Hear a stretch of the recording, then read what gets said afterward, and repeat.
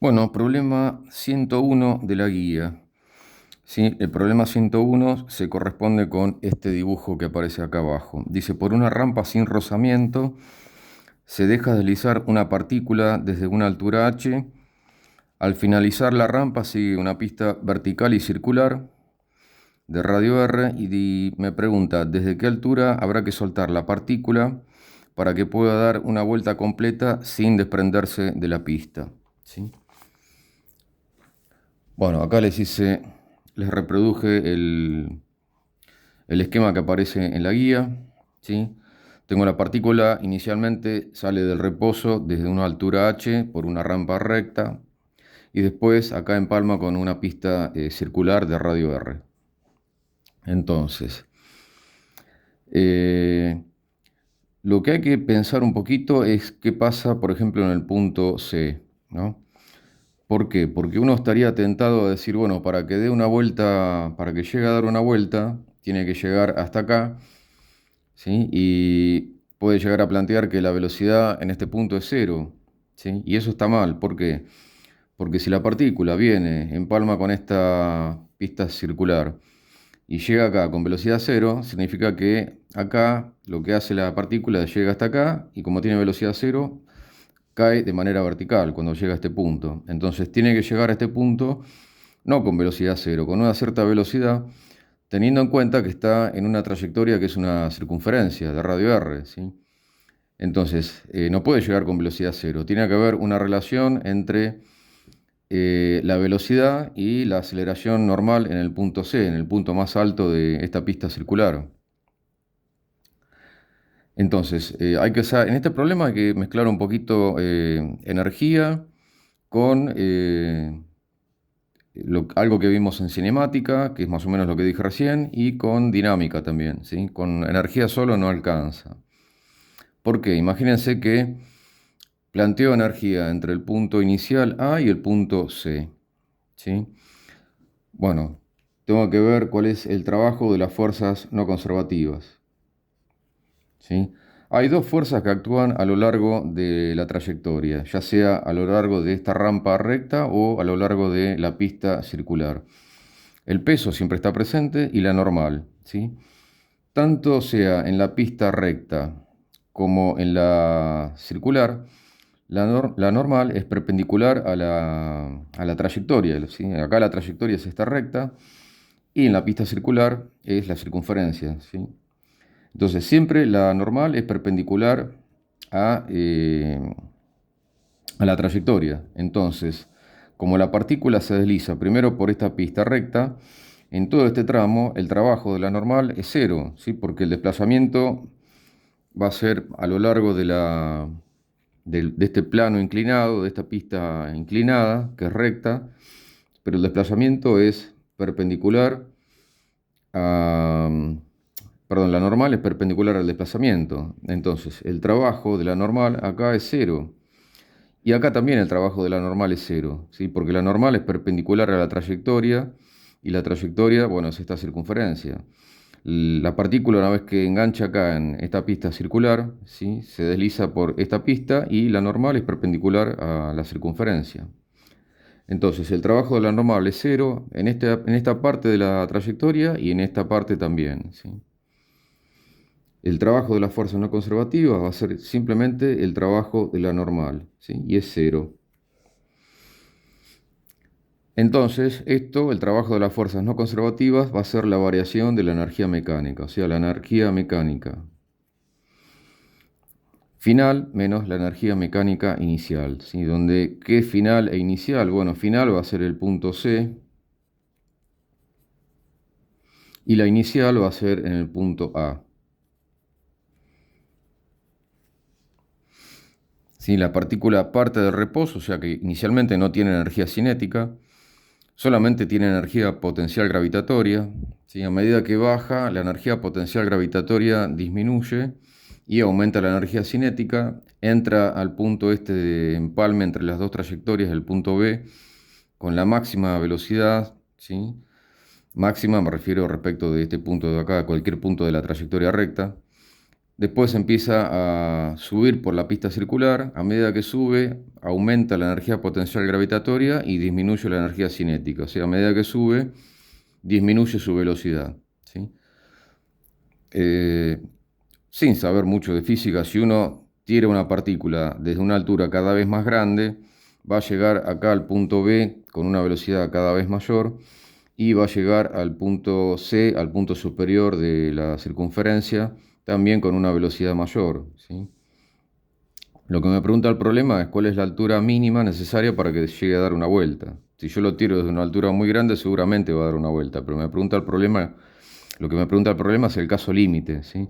¿Desde qué altura mínima, si quieren, tengo que tirar la partícula o el cuerpo para que llegue a dar una vuelta? Bueno, estábamos planteando la conservación de la energía, ¿sí? Si el trabajo de la normal, que es la única fuerza no conservativa, es cero, la energía mecánica se conserva, ¿sí? O sea, como esta diferencia es igual a cero, la energía mecánica en el punto C es igual a la energía mecánica en el punto A. Como aparece, o como va a aparecer el término de la energía potencial gravitatoria, tengo que elegir un sistema de referencia para escribir el término de la energía potencial gravitatoria. Yo voy a elegir el piso, ¿sí? Como origen del sistema de referencia con I apuntando para arriba, o sea, con la coordenada I hacia arriba. ¿Sí? Uno podría elegir cualquier origen del sistema de referencia. Para mí el más cómodo es el piso, ¿sí? El piso me refiero a este nivel de acá. Bueno, escribamos entonces la energía mecánica en el punto C. En el punto C, ¿qué va a tener? Energía potencial gravitatoria, ¿sí? Esta distancia vertical, fíjense que si esto es el radio, es 2 veces el radio, así que la energía potencial gravitatoria en el punto C va a ser m por g por la altura respecto a este nivel, que es 2 veces r, y también va a tener energía cinética, más un medio de la masa por la velocidad en el punto C al cuadrado, ¿sí? Acá no hay resortes, así que energía potencial elástica no hay, ¿sí? Esto es simplemente la energía mecánica en el punto C. Y en el punto A, si parte de reposo, la única contribución va a ser la energía potencial gravitatoria, ¿sí? M por G por la altura, que es H, igual la energía mecánica en el punto A. Bueno, si estos dos términos que escribí son iguales, los igualo y me va a quedar M por G por H igual M por G por 2R más un medio de la masa por la velocidad en el punto C al cuadrado, ¿sí? Lo que me pregunta el problema es cuál tiene que ser la altura H, ¿sí? Fíjense que acá aparece H, supongan que R es un dato.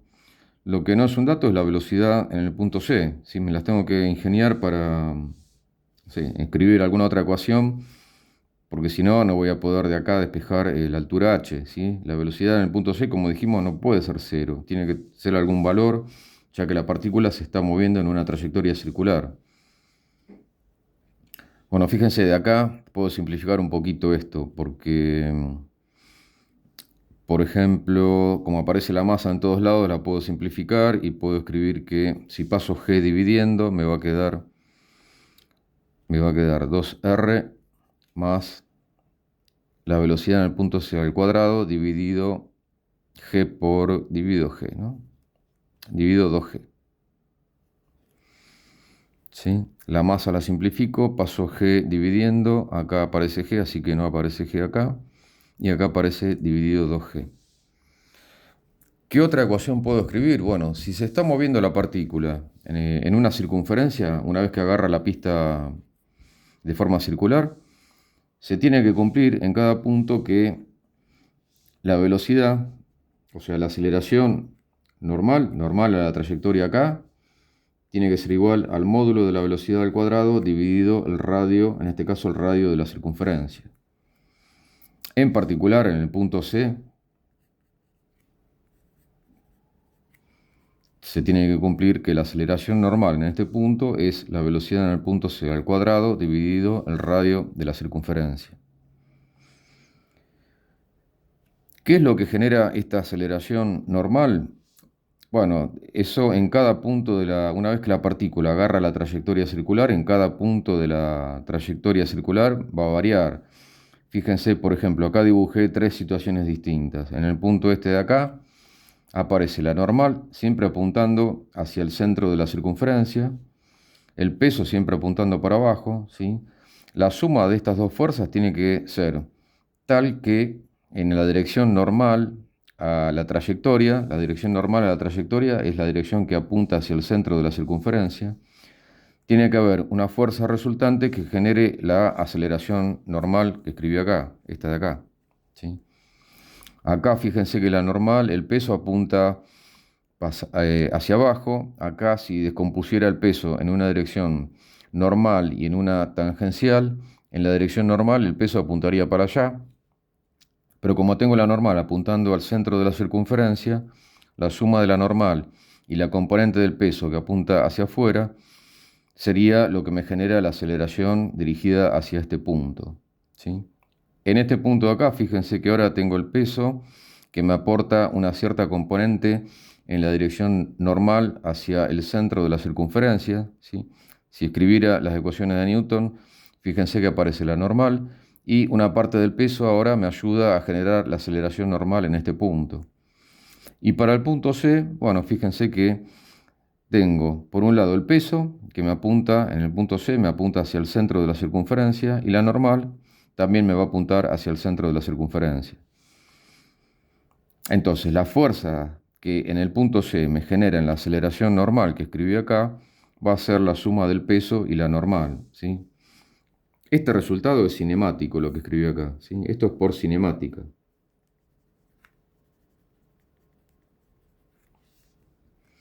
Ahora, por dinámica, o sea, usando la segunda ley de Newton,